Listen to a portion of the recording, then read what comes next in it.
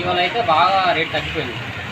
ఇప్పుడు ఒక బస్తా 700, 800, 900, 1000 లోపే తప్ప ఈరోజైతే మార్కెట్ చాలా డౌన్ అయిపోయింది. ఎంత అయితే గిట్టుబాటు అవుతుంది? ఇలాగైనా 15,000 దాటే గిట్టుబాటు అయితే బాగుంటుంది. అది తక్కువ అయితే ఇప్పుడు రోజువారీ కూలి కూడా ఇది అవ్వదు. ఒకరోజు ట్రాక్టర్ గంటకి 700 ఉండేది, ఒక బస్తాకి 700 ఇస్తే ఎలా గిట్టుబాటు అవుతుంది? అవ్వదు. ఉక్కుంపేట వైస్ ఎంపీలండి. అల్లూరు జిల్లా ఉక్కుంపేట మండల కేంద్రంలో ఉన్నటువంటి శనివారం సంతలో ఏజెన్సీ ప్రాంతంలో ఉన్నటువంటి శనగ రైతులందరూ కూడా బస్తాలు తీసుకొచ్చారు.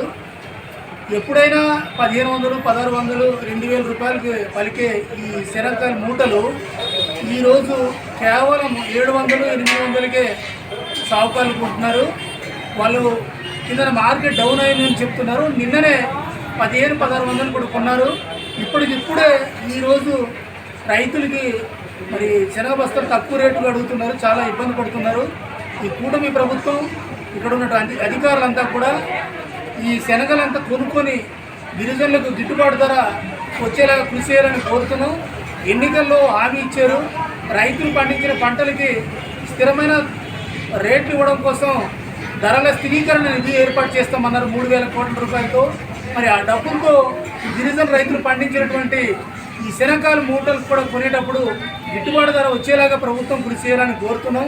ఎందుకంటే ఎంతో కష్టపడి వీళ్ళు పంట వేస్తున్నారు, ట్రాక్టర్ల ద్వారా దున్నేసి ఎంతో పెట్టుబడి చేసి ఈ పంట పండించినప్పుడు చేతికి వచ్చిన పంటని గిట్టుబాటు ధర లేక ప్రజలందరూ ఇబ్బంది పడుతున్నారు. తక్షణమే ముఖ్యమంత్రి, ఉప ముఖ్యమంత్రి, గిరిజన ప్రాంతంలో ఉన్నటువంటి జిల్లా కలెక్టర్, పిఓ గారు, ఎమ్మెల్యే అందరూ కృషి చేసి గిట్టుబాటు ధర వచ్చేలా కృషి చేయాలని నేను కోరుతున్నాను.